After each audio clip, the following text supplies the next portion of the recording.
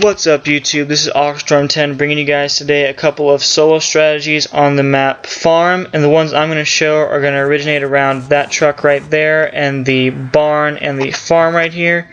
I'm going to go ahead and show you guys how I run them and give you my take on them, and hopefully show you guys something you guys will be able to use later and slay zombies with. So let's go ahead and get into it.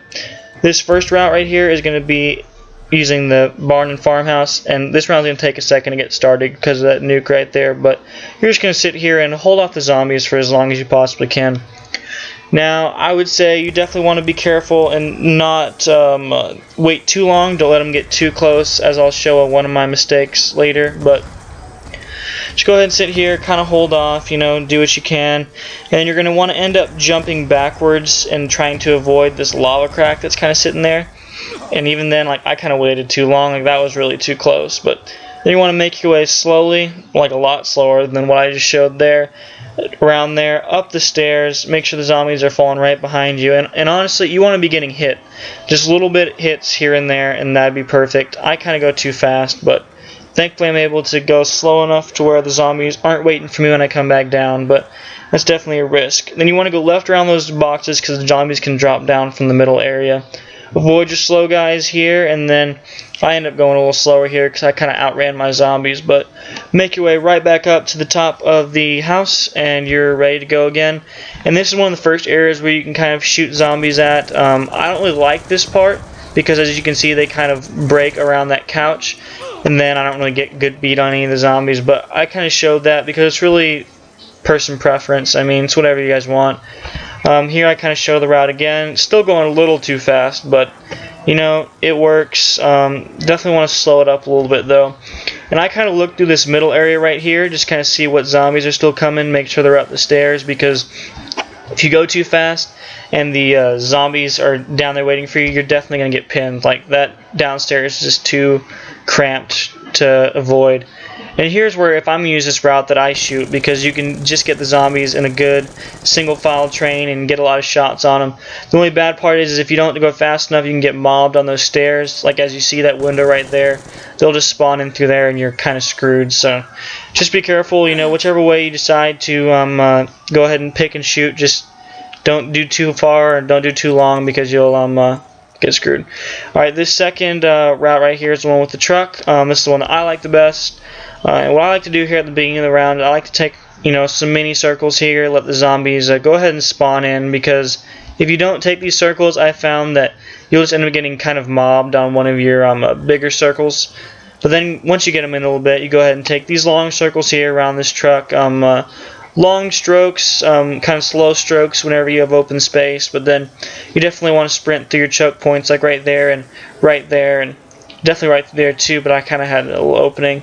What I like about this route is there's a lot of ways for you to escape. You can escape into that barn right there, you can escape through that door in the shed in the back, you can go around that van, or even back up into the house if you're kind of jammed up. But there's the alley where I go ahead and shoot. That just works out the best for me. And even if you take out a long strain of zombies right there, you definitely want to go ahead and train them back up with those little mini circles and then get right back into it. And as you see there, I kind of go too fast and I get lucky and I split the gap, but you got to be careful of that. What I like the best about this one is that you have so much freedom to move and make cuts and cutbacks, as opposed to the house barn one where you really have that little set route and there's not really much options for cutbacks and whatnot, because if you kind of go too fast and you're just kind of screwed. So you just have to be careful with which one you pick, but it's really both just player preference. Anyway, here I'm about to show you guys a couple of screw ups that I had, show you guys some downs. Hopefully you can learn from it. That's the whole point, so you guys can kind of learn what you guys can do. These are both great strategies though for high rounds, so either one, whichever one you guys are used to running. If you like freedom, do the second. If you like linear, stay with the first one. It's really just whatever. Alright, but here's the mistake right here, or here's a mistake for the first one. As you can see, I'm already not paying attention to my own advice, and I'm letting the zombies get too close.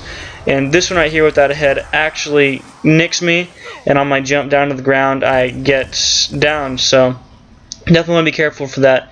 Something else I'd suggest for both these routes, you have to have monkeys. It's just a necessity, because as you can see right here, the monkey is what gives me that extra time to grab my perks. And I'm sure you guys knew that already, but I mean, if you guys are thinking, oh, I can skate by without monkeys, I mean, you might be able to, but I don't know. I just feel a lot more safe when I have monkeys. But for the loadouts for both of these routes, oh, here's my screw up for my second train right here. Is I see that nuke and I get greedy and I just think, oh, I can just sprint in there and grab it, and I end up, as you'll see, I sprint through it too hard and I get pinned when I'm blind.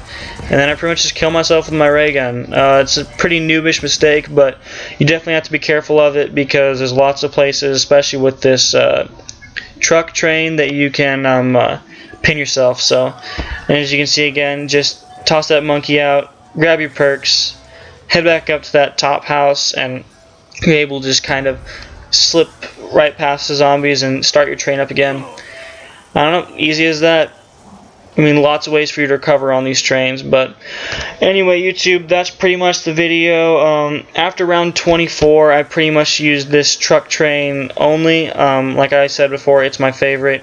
I just showed the other one kind of for, you know, educational purposes, but as soon as I had the opportunity, I tossed it out, and that's just because that's my playstyle. I'd rather just do the freedom of this train, but it's really whatever works, YouTube. As I was trying to say earlier, for loadouts wise, I would suggest either one of the ray guns and probably a light machine gun. I ran this route before I got the buried DLC, so I just used this first ray gun right here. But if you guys have the buried DLC, or the Vengeance DLC I should say, the ray gun Mark II definitely makes things a lot easier because it can slice through more zombies at a time, and you don't have to worry about those crawlers, which can be really pesky at times. So, I don't know. It's really just whatever you guys want. Something else I would say is to avoid the Carpenter drop. Ugh, I absolutely hate that thing when I'm running trains, because I would rather have the zombies coming in quick and fast and get them trained up quick than having to wait for zombies to break through barricades and possibly get my timing jammed up. Because that's really all that's happened to me, is I've had timing jammed up. Oh, and something else I should say is don't do what I just did with my monkeys. If you're going to throw them all at one time, I mean, go right off the bat. Because as you can see, I almost get downed by just, I don't know, I guess I realized last second that I wanted to throw my monkeys, but I don't know. It was kind of a dumb mistake there too. Close call.